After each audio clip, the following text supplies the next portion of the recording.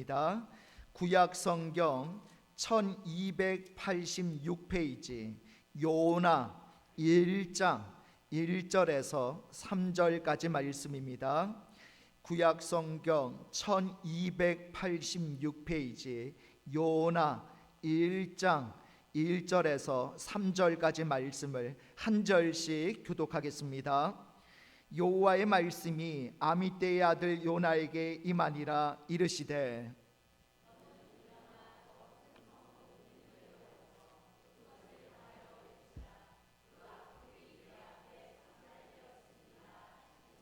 우리 3절 같이 읽겠습니다. 그러나 요나가 여호와의 얼굴을 피하려고 일어나 다시스로 도망하려 하여 욥바로 내려갔더니 마침 다시스로 가는 배를 만난지라. 여호와의 얼굴을 피하여 그들과 함께 다시스로 가려고 배삭을 주고 배에 올랐더라. 아멘. 오늘 말씀의 제목 따라해 보실까요? 내 안에 있는 또 다른 나 요나. 다윗 왕이 죄를 범했을 때에 누가 찾아오죠? 어떤 선지자가 하나 찾아오죠. 어떤 선지자가 찾아옵니까? 나단 선지자가 찾아오죠. 나단 선지자가 다윗을 찾아와서 이런 이야기를 들려줍니다. 어떤 마을에 두 사람이 살고 있었는데 한 사람은 굉장한 부자였습니다. 그에게는 양이나 소와 같은 가축들이 굉장히 많았어요. 반면 다른 또 한 사람은 아주 가난한 사람이었습니다. 그에게 있는 재산이라고는 작은 암양 새끼 한 마리가 전부였습니다. 가난한 살림에 작은 암양 새끼 한 마리는 그에게 너무나도 소중한 것이었습니다. 자식과도 같았습니다. 가난한 그는 그 암양 새끼를 딸처럼 여겼습니다. 그런데 어느 날 이 부잣집에 손님이 찾아오게 되었습니다. 부자는 손님을 대접하기 위해서 양을 한 마리 잡아야 하는데 자기 양을 잡는 것이 아까웠습니다.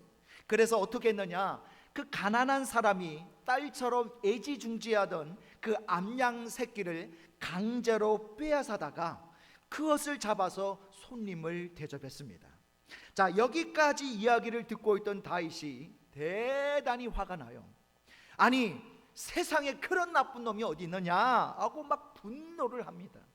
자기에게 많은 양떼가 있건만 그 자기 양떼 가운데서 한 마리를 잡아서 손님을 대접하지 않고 자식처럼 애지중지하던 가난한 사람의 단 한 마리밖에 없는 그 암양 새끼를 빼앗아 간 것은 이건 도무지 용납할 수 없었던 것이죠. 자, 그러면서 다윗이 이렇게 말을 해요. 이런 일을 행한 사람은 마땅히 죽을 짓을 한 사람이다. 자, 그러자 나단 선지자가 다윗에게 이렇게 말합니다. 당신이 바로 그 사람입니다. 다윗에게는 왕이라고 하는 막강한 권력이 있었죠. 당시의 왕은 많은 왕비를 둘 수 있었습니다. 실제로 다윗에게도 여러 명의 왕비들이 있었습니다. 또 왕비가 더 필요하다면 언제든지 왕비를 맞아들일 수 있죠. 그런데도 다윗 왕은 왕이라고 하는 이 권력을 이용해서 자신의 충신이었던 우리아의 아내를 왕궁으로 불러들여서 못된 짓을 했고, 더 나아가서 그 죄가 드러나려고 하자 우리아를 죽이고 말았습니다. 나단 선지자가 말한 부자는 다윗 왕을 말하는 것이고요, 오직 한 마리 양밖에 없는 가난한 사람은 충신 우리아를 가리키는 거죠. 그리고 부자가 강제로 빼앗았다는 가난한 사람의 품속에 있던 암양 새끼 한 마리는 우리아의 아내를 말합니다. 이런 깊은 뜻을 눈치채지 못한 다윗은 나단 선지자의 이야기를 듣자 굉장히 분노했던 것이죠. 그런 나쁜 놈은 당장 죽여야 한다고 막 소리를 질러댔습니다. 그러자 나단 선지자는 죽어야 할 정도로 나쁜 그 사람은 바로 당신 다윗이라고 그렇게 말을 해주죠. 여러분, 만일 다윗이 그 사람이 바로 당신입니다 라고 말한 이 나단 선지자의 책망을 듣고 자기는 전혀 아니라고, 나와는 아무 상관없는 일이라고 발뺌을 하고 부정을 했다면 여러분 어떻게 되었겠습니까? 아마도 다윗은 지금처럼 이스라엘의 민족적인 영웅이요 성군으로 추앙받지 못했을 뿐만 아니라 하나님께도 버림을 받았을 것입니다. 여러분, 이스라엘 백성들이 그들의 역사에서 가장 존경하는 사람을 한 사람만 뽑으라 라고 하면 누구를 뽑을 것 같아요? 여러분, 누구를 뽑을 것 같습니까? 다윗을 주저하지 않고 뽑는다는 거죠. 1순위로 뽑는 사람이 다윗이에요. 여러분, 이스라엘의 국기, 올림픽 같은 데 보면 이제 그 각 나라 국기가 나오는데, 여러분 이스라엘 국기 한가운데 여러분 별이 하나 있죠. 이 별이 그려져 있는데 육각형의 뿔 별이 있는데, 이 별이 어떤 별이냐면 다윗의 별이라고 합니다. 다윗의 별. 그들은 자기들의 국기 안에도 이 다윗의 언약을 상징하는 다윗의 별을 그려 놓을 정도로 가장 존경하는 인물이 다윗이에요. 자, 그런데 만일 나단 선지자의 책망을 들을 때에 그게 자신을 책망하시는 하나님의 말씀이라고 생각하지 않고 발뺌하기에 급급했다면 그는 그런 영웅이 되지 못했을 것입니다. 나단 선지자의 책망을 들은 다윗은 곧바로 이렇게 고백을 하죠. 사무엘하 12장 13절에 이런 말씀이 나와요. 내가 여호와께 죄를 범하였노라. 여러분, 자신에게 들려주신 음성을 나에게 주신 말씀이라고 들을 수 있는 것이 이게 얼마나 큰 복인지 모릅니다. 다윗은 나단 선지자를 통해서 주신 하나님의 책망을 자신에게 주신 말씀으로 받았습니다. 그래서 그는 회개하고 하나님의 용서와 축복을 누리는 사람이 될 수 있었던 거죠. 여러분, 우리들 중에도 설교를 통해서 주시는 말씀이 나에게 주시는 말씀으로 들을 수 있는 사람은 복된 사람인 줄 믿습니다. 오늘 설교는 나를 두고 하신 말씀 같아 라고 생각되는 때가 있다면 내게 주신 말씀으로 받으시기 바랍니다. 그때가 성령께서 내 안에서 역사하셔서 나로 하여금 하나님의 음성을 듣게 하시는 때이기 때문이죠. 아니, 왜 목사님이 나 들으라고 저런 말씀하시는 거야? 라고 생각하지 마시고 하나님께서 나에게 들을 길을 열어주셨다는 것에 감사하시고 기쁨으로 그 말씀을 받으시기를 바랍니다. 자, 오늘 본문에 나오는 이 요나의 이야기를 읽으면서 우리는 내가 요나라는 사실을 발견해야 합니다. 요나의 이야기는요, 다른 사람의 이야기가 아니라 바로 나의 이야기예요. 요나는 바로 누구예요? 나입니다. 한번 따라해 보실까요? 요나는 요놈의 나입니다. 한 번 더요. 요나는 요놈의 나입니다. 요놈의 나가 바로 요나예요. 자, 요나는 하나님으로부터 니느웨로 가라는 명령을 받았습니다. 자, 그러나 니느웨로 가지 않고 어디로 갔죠? 다시스로 도망치기 위해서 요바로 내려가요. 그리고 거기에서 다시스로 가는 배를 만나서 도망을 치게 됩니다. 자, 그게 오늘 이제 본문의 말씀인데요, 우리는 그 다음 이야기도 잘 알고 있습니다. 다시스로 가는 배를 타고 가다가 큰 풍랑을 만나게 됐죠. 그리고 그 풍랑이 하나님의 명령을 어긴 요나 때문에 일어난 것이라는 사실이 드러나고 요나는 바다에 던져지게 됩니다. 바다에 던져진 요나는 큰 물고기 뱃속에서 3일 동안 머물면서 회개하게 되고 결국 니느웨로 가게 됐죠. 죽기 싫어서 간 니느웨에서 요나는 하나님의 말씀을 전하기는 전했는데 대충 건성으로 선포하죠. 그런데도 니느웨 땅에는 회개 운동이 일어나고 심판받아야 할 그 성읍이 심판을 면하고 구원을 받게 돼요.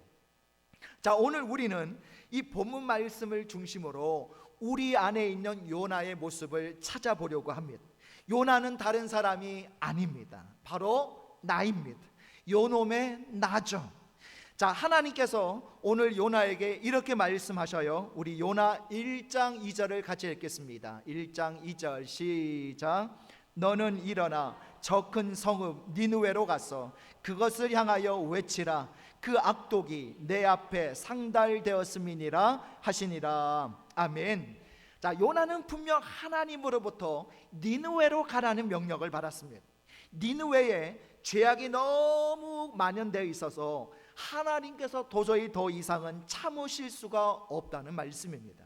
그래서 요나를 보내서 그 성읍이 회개하도록, 그래서 심판을 받지 않고 구원을 얻도록 하시려는 것이 하나님의 계획이었습니다. 자, 그런데 요나는요, 하나님의 명령을 거부하고 전혀 다른 방향으로 갔다는 거예요. 여러분, 요나가 왜 하나님의 명령을 거부하고 타시스로 도망가려 했을까요? 니느웨가 어떤 성읍이기에 요나는 니느웨로 가기를 거부했을까요? 자, 니느웨는요, 당시 최강국이었던 아수르라는 나라의 수도가 니느웨입니다. 막강한 군사력을 갖춘 아수르는 주변 약소 국가의 아주 위협적인 존재였어요. 그런데 일시적으로 이 아수르의 세력이 많이 약화되었습니다. 주전 765년과 753년에 연이어 발생한 역병 때문에 아수르는요, 국가적으로 큰 어려움을 경험하고 있었어요. 그럼에도 불구하고 이 아수르는 여전히 죄악 가운데 헤매고 있었습니다. 자, 그런 시대적 상황 속에서 하나님께서는 요나를 아수르의 수도인 니느웨로 가라고 말씀하신 것입니다. 아마도 요나는 이런 생각을 했을 거예요. 아니, 내가 갈 곳이 따로 있지, 하나님께서 하필이면 왜 나를 니느웨로 가라고 하시는 거야? 아니, 아수르야 멸망당하면 우리에게 얼마나 좋은데 왜 그 나라를 그냥 심판하지 않으시고 구원받을 기회를 주시는 거야? 여러분, 이스라엘은요, 오래전부터 이 아수르에게 많은 고통을 받아왔어요. 이스라엘의 예후가 통치하던 시대 때에 어떤 일이 있었냐면요, 이 아수르의 침공을 받아요. 침공을 받고 이스라엘이 그 아수르에게 항복을 하게 됩니다. 그리고 항복을 한 이후부터 매년 아수르에게 많은 조공을 바쳐오고 있었어요. 여러분, 이스라엘 백성들에게 있어서 이 아수르는요, 원수와도 같은 나라예요. 지긋지긋한 원수와도 같은 나라입니다. 여러분, 이스라엘 백성들 가운데 아수르를 좋아하는 사람이 한 사람이라도 있었겠어요? 아무도 없는 거죠. 그러니까 요나도 이 아수르, 그 아수르의 수도인 니느웨 백성들을 구원하는 일을 절대로 기뻐할 수가 없는 거죠. 여러분, 요나도 다른 이스라엘 백성들처럼 니느웨와 아수르는 차라리 멸망받으면 좋을 나라, 멸망받아 마땅한 곳이라고 생각하고 있었던 거죠. 이것이 하나님과 요나의 생각의 차이점입니다. 하나님께서는 이스라엘이 아무리 미워하는 나라라 할지라도 어떻게 해서든지 구원하고 싶어 하셨습니다. 그래서 요나를 보내시려 하는 것이죠. 그러나 요나는 자기 생각대로 판단해서 그 땅은 멸망받아 마땅한 곳이라고 판단해 버린 것입니다. 여러분, 이게 요나의 큰 실수죠. 하나님의 선지자는요, 자기의 생각과 맞지 않는다 하더라도 하나님께서 말씀하시는 대로 선포해야 될 책임을 가진 사람입니다. 니느웨가 구원받는 것이 내 마음에 들지 않을지라도 하나님께서 가서 외치라 그러시면 무조건 가서 외쳐야 되는 거예요. 자기 마음대로 말씀을 바꿀 수 없습니다. 하나님께서 가라고 하신 곳이면 어디든지 가야 하고, 하나님께서 외치라 그러시면 그 말씀이 마음에 들지 않더라도 외쳐야 되는 거죠. 자, 그런데 요나는 어떠했습니까? 그는 선지자의 책임을 망각하고 자기 스스로 판단해 버립니다. 안 돼, 그것은 구원받아서는 안 될 곳이야 라고 자기 스스로 단정 지어 버렸습니다. 그래서 요나는 하나님께서 가라고 말씀하신 니느웨 대신에 타시스로 도망치고 말았던 거죠. 자신이 가서 하나님의 말씀을 외치지 않으면 그 땅은 멸망당할 테고 차라리 그게 더 나을 것이라고 생각했던 것이죠. 여러분, 오늘 우리도 요나와 같은 생각을 하고 있지 않습니까? 내가 보기 싫다고, 내 마음에 들지 않는다고, 저 사람은 망해야 해, 그런 사람은 혼 좀 나봐야 돼, 여러분, 그런 생각하고 있을 때 있지 않습니까? 우리는 종종 하나님의 마음을 읽지 못하고 우리의 판단과 우리의 생각대로 사람을 대하는 경우가 많습니다.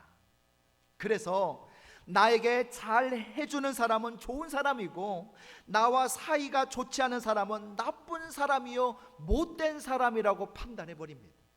심지어는 하나님께서 그런 사람에게 벌을 내리셨으면 좋겠다라고 생각할 때도 있어요.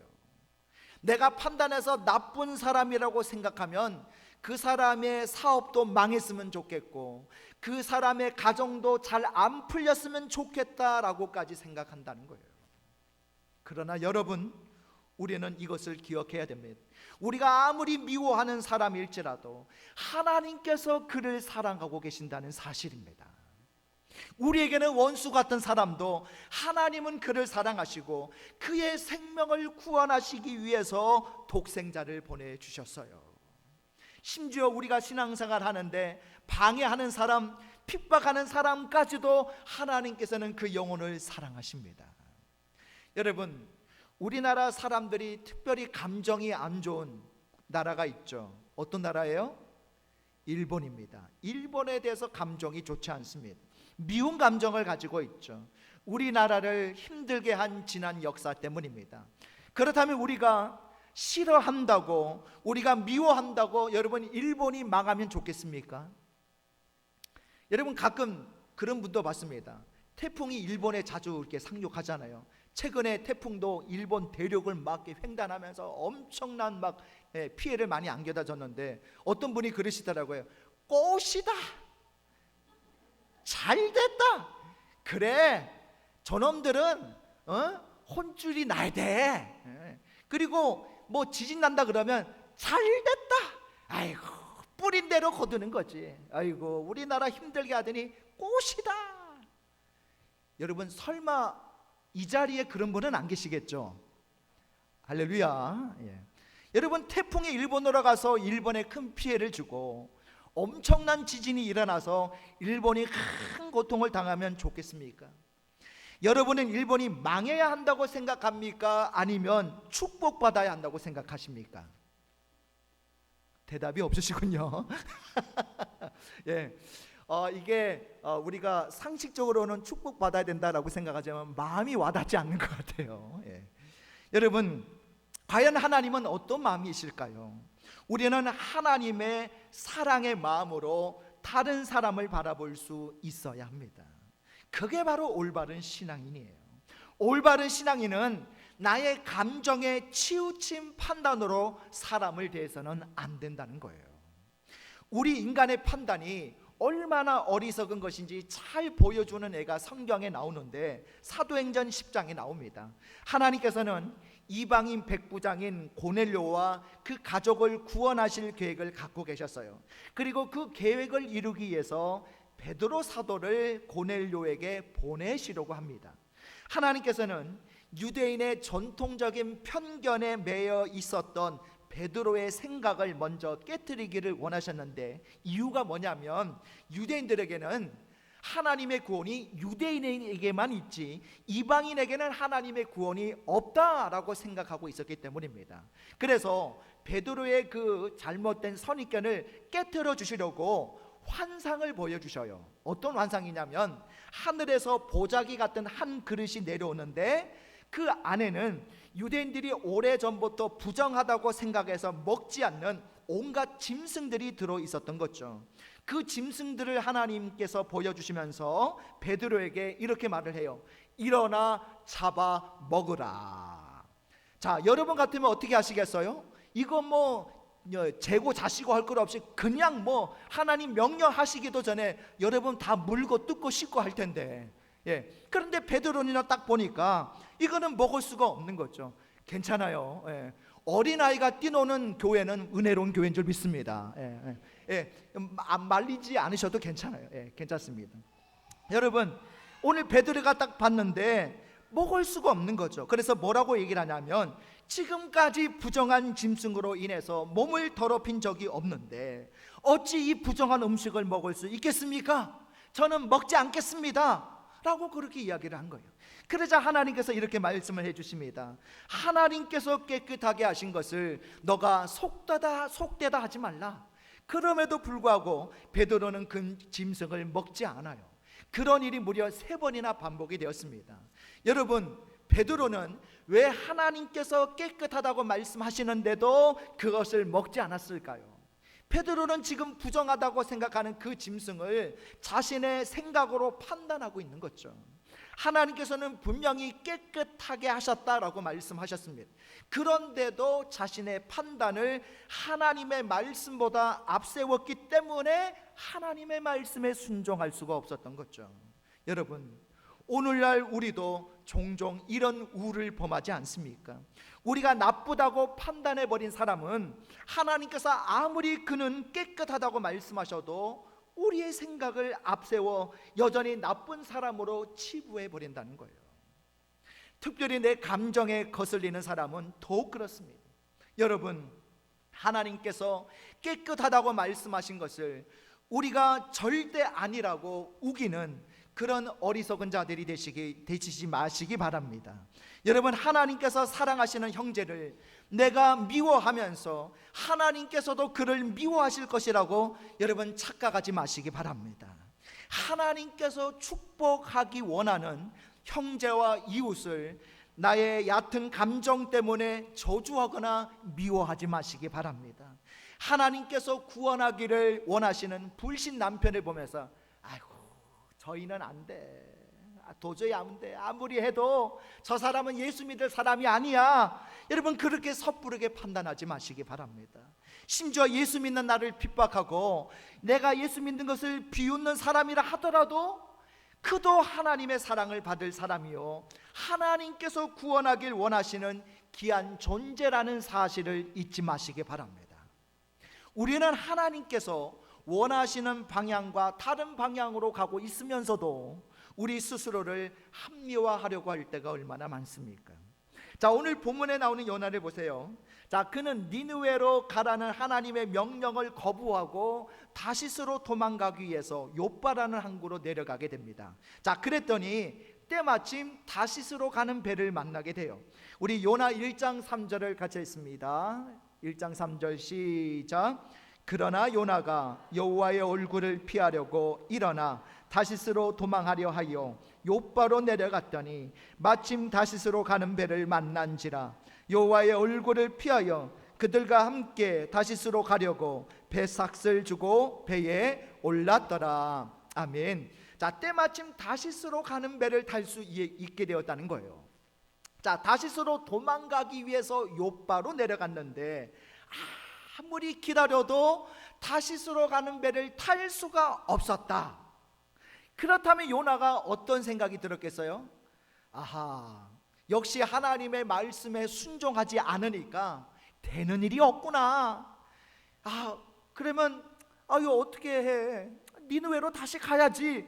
여러분, 그렇게 생각할 수도 있었겠죠. 그런데 욥바로 내려가자마자 곧바로 다시스로 가는 배를 만난 거예요. 여러분, 타이밍이 정확하게 맞았다는 겁니다. 일부러 맞춘 것도 아닙니다. 아주 우연하게 타이밍이 맞은 거예요. 이쯤 되면 여러분 어떤 생각이 들겠어요? 봐라, 니느웨로 가지 않고 타시스로 가는 길이 이렇게 거침없이 쭉쭉 빵빵 열리는 것을 보니 내가 니느웨로 안 가는 것이 잘한 일이야. 잘못된 길이라면 이렇게 때를 맞춰서 배를 탈 수나 있겠어? 배를 타는 순간까지 모든 일이 잘 풀린 거죠. 그래서 요나는요, 주저하지 않고 타시스로 가는 배를 탔습니다. 하나님께서 말씀하신 니느웨로 가지 않는 것 때문에 양심의 가책을 받는다거나 뭔가 크게 잘못되었다라고 그런 생각을 하지 않아도 되었던 거죠. 여러분, 우리도 종종 하나님께서 원하시지 않는 길을 가고 있으면서도 그 길에 장애물이 없다는 것 때문에 내가 가는 길이 맞는 길이라고 생각할 때 있지 않습니까? 잘못된 길임을 알면서도 장애물이 없다는 것 때문에 여러분 우리 스스로를 합리화할 때가 있지 않습니까? 그러나 여러분 기억하십시오. 자기 합리화가 신앙의 가장 무서운 적이에요. 십자가를 져야 할 길목에서 십자가를 외면하면서도 그것이 오히려 잘 선택한 일이라고 합리화를 할 수도 있기 때문입니다.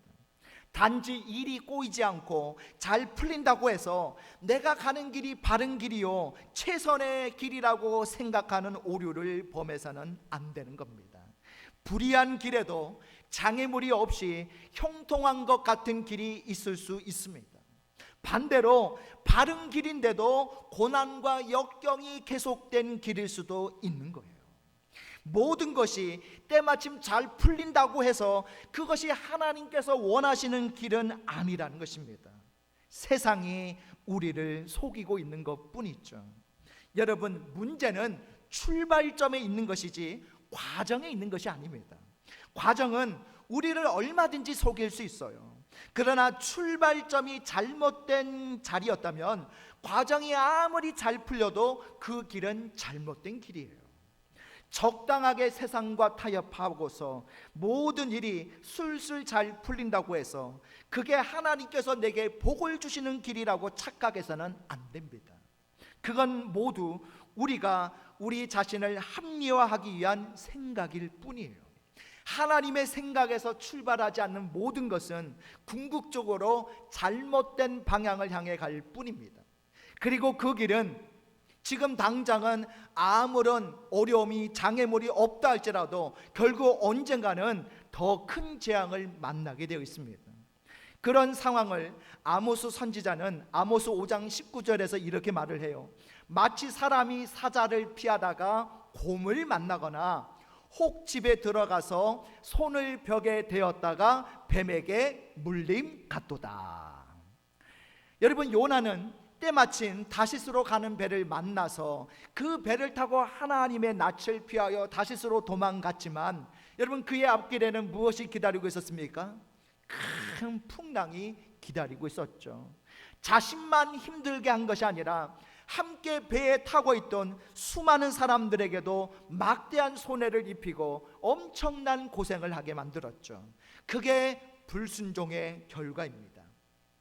여러분, 하나님의 뜻을 따르는 길에서 벗어났다면 그 길이 아무리 잘 뚫린 고속도로와 같다 하더라도 결코 기뻐할 일이 아님을 여러분 기억하시기 바랍니다. 우리 안에 있는 요나는요, 오늘도 끊임없이 우리에게 이렇게 속삭여요. 야, 하나님의 말씀대로 순종하여 사는 게 이게 얼마나 힘든 일인데, 야, 너 왜 그렇게 힘든 일 가시밭길을 일부러 가려고 하냐? 너 왜 이렇게 그렇게 피곤하게 살아? 좀 대충 좀 타협하고 살아 좀. 야, 정직하게 말씀대로 산다고 해서 야, 너에게 그게 뭐 큰 유익이나 될 것 같니? 적당히 좀 살아. 적당히 좀 걸을 거 걸러내고 적당히 좀 거짓말하고 둘러대며 사는 거지. 뭐 큰 어려움 없으면 그냥 계속 이대로 가는 거지 뭘 더 바래. 여러분, 계속해서 우리 안에 있는 또 다른 나 요나가 우리에게 이렇게 유혹하고 있다는 거예요. 여러분, 그러나 하나님 앞에서 적당이라는 것은 없습니다.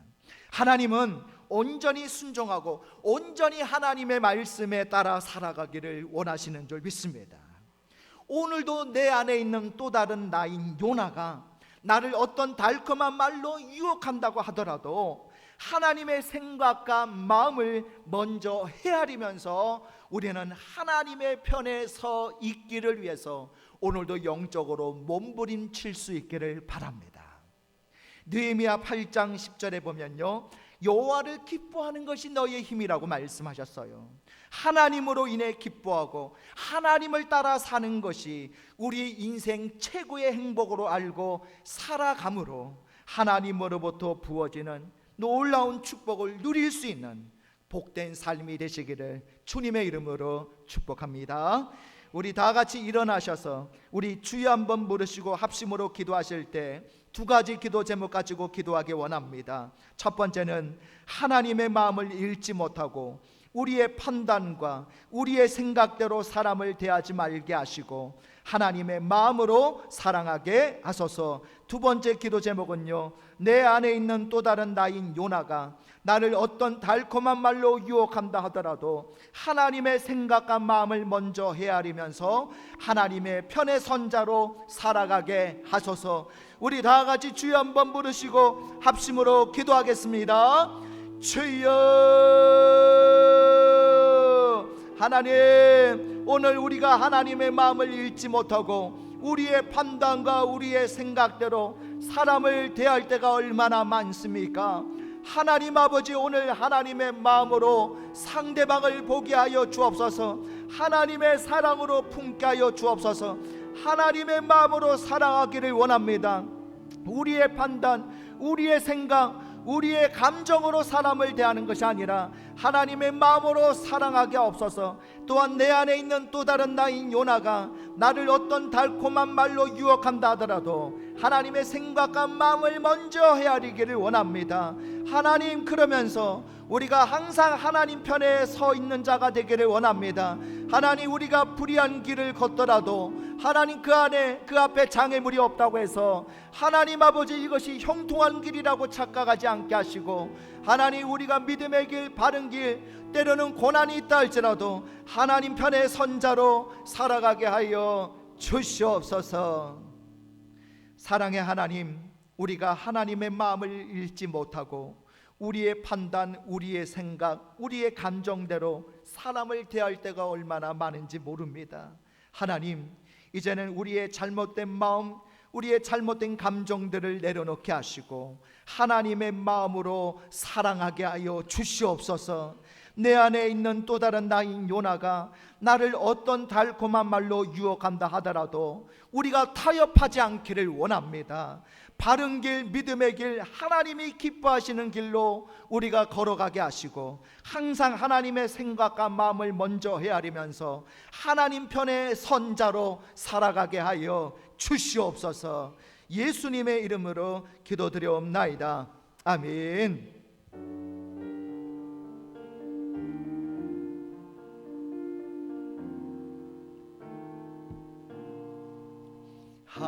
하늘에 계신 아버지, 이름 거룩하사 주님 나라 힘하시고 뜻이 이루어지다.